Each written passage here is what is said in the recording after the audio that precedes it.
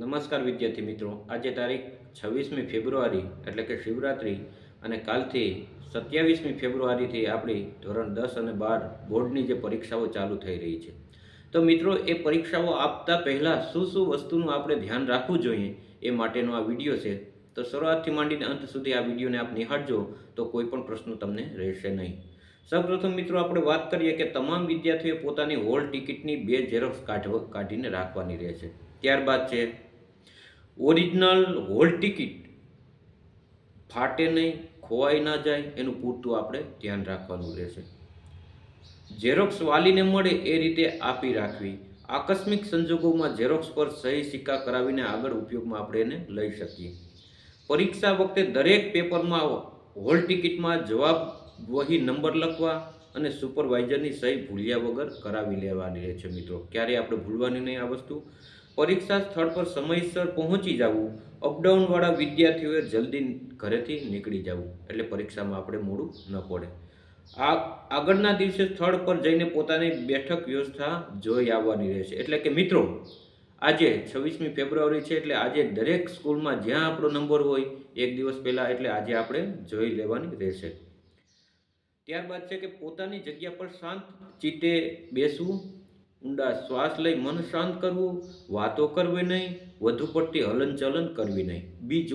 B positive મિત્રો, કાંઈ પણ ખોટા વિચાર કરવાના નહીં, ચિંતા નહીં કરવાની, ઊંડા શ્વાસ લેવાના છે. પરીક્ષામાં કોઈ ડિસ્ટર્બ ન થાય એટલે કોઈ સાથે વાતો પણ આપણે કરવાની નહીં ને શાંત રીતે જે સમગ્ર વર્ષ દરમિયાન જે આપણે મહેનત કરેલ છે એને આપણે મનોમન ચિંતન કરવાનું છે. સુપરવાઇઝરની સૂચના ખાસ સાંભળવી. જે પણ તમારો સુપરવાઇઝર તમારે આવે ક્લાસરૂમમાં ને જે પણ પરીક્ષા વિશે આપણે સૂચનો આપે એ આપણે શાંત ચિત્તે આપણે સાંભળવા. ત્યારબાદ છે પ્રથમ 15 મિનિટમાં પેપર શાંતિથી વાંચીને જવાબ યાદ કરી લેવા. સૌપ્રથમ પહેલી 15 મિનિટ મિત્રો શું કરવાનું છે? શાંત ચિત્તે આપણે છે એ બધા જવાબને યાદ કરવાના છે, MCQ વાંચવાના છે.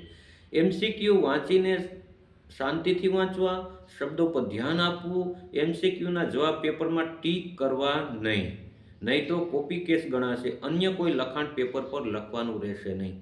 ઉદાહરણ તરીકે આપણે એમાં ટીક કરી લઈએ, યાદ આવે તો એ શું થાય છે, કોઈ ચેકિંગ આવ્યું તો એને એમ થાય કે કોઈ લખાવી ગયું લાગે એટલે કોપી કેસ પણ આપણા ઉપર થઈ શકે એટલે ટીક આપણે ક્યાંય કરવાના નથી. અક્ષર સુંદર રાખવા, વધુ પડતી ચેકચાક કરવી નહીં. બને ત્યાં સુધી અક્ષરો આપણા વધુ સારા બને એવા પ્રયત્નો કરવાના રહેશે અને એમાં બહુ ચેકચાક ન થાય એનું પણ આપણે ધ્યાન રાખવાનું રહે. દરેક સેક્શનના નવા પેજ ઉપર શરૂ કરવો. 2 સેક્શનના પ્રશ્નો મિક્સ ન કરવા. ઉદાહરણ તરીકે 10મામાં આપણે જોઈએ તો section A, B, C, D ને અમુકમાં E પણ આવે છે. તો હરેક સેક્શન છે એ આપણે અલગ અલગ પાને લખવાનો છે. A, B ઉદાહરણ તરીકે હોય તો એક જ પાનામાં જગ્યા વધી તો પણ આપણે લખવાના થતા નથી. એટલે કે ઉદાહરણ તરીકે સેક્શન A પૂરો થઈ ગયો ને એમાં એક લીટી જ લખાણી તો પણ એ આપણે પેજ છે છોડી દેવાનું છે ને નવો પ્રશ્ન છે નવા પાને આપણે ચાલુ કરવાનો છે. ત્યારબાદ છે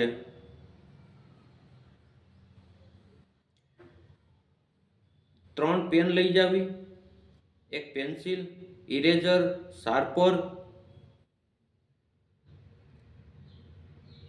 ટ્રાન્સપેરન્ટ જે પાઉચમાં યાદ કરીને લઈ જવું. બીજા પાસે કોઈ વસ્તુ માંગવી નહીં.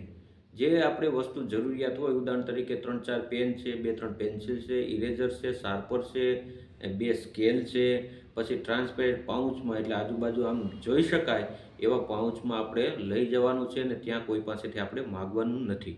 આપને જે પણ પેનથી સારા અક્ષરો બનતા હોય, જે પણ આપને બોલપેન ફાવતી હોય એ આપણી અનુકૂળતાએ લઈ જવાની છે.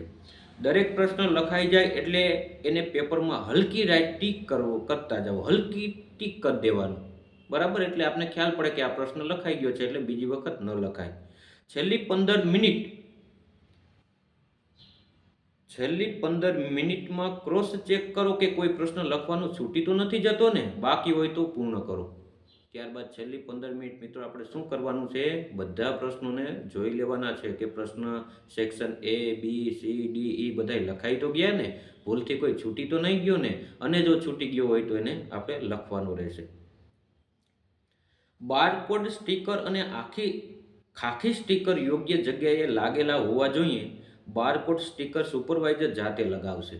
જે આપણો નંબર જ્યાં હોય છે ત્યાં બારકોડ એક સ્ટીકર લગાવવાનું આવે છે, એનું પણ આપણે મિત્રો પૂરતું ધ્યાન રાખવું ને આપણે સુપરવાઇઝરને કહેવું એટલે એ જાતે તમને લગાડી દેશે.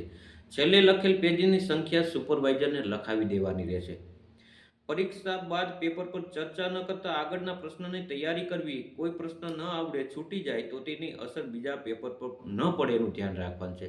ઉદાહરણ તરીકે પહેલું પેપર ગુજરાતીનું છે, એ પેપર વહી ગયું તો પછી બીજા દિવસે એનો કોઈ આપણે અફસોસ નથી કરવાનો. કોઈ છૂટી ગયું હોય, કોઈ રહી ગયું હોય તો એની ચિંતા કરવાની મિત્રો જરૂર નથી ને આગળના પેપરની આપણે તૈયારી કરવાની છે.